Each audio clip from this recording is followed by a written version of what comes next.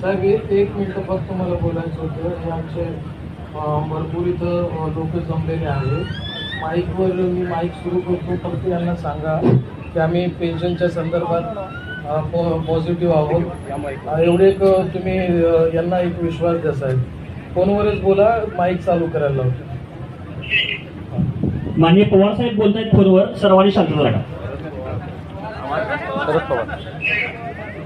Hello, हा साहेब बोला. माझा आवाज ऐकू येतो का? हा येतोय साहेब. शरद पवार बोलतोय. जुन्या पेन्शनचा प्रश्न महाराष्ट्रामध्ये सगळीकडे आहे. माझ्या माहितीप्रमाणे तुम्ही लोकांनी गेले 6 दिवसाच्या पूर्वी एक संघर्ष सुरू केला.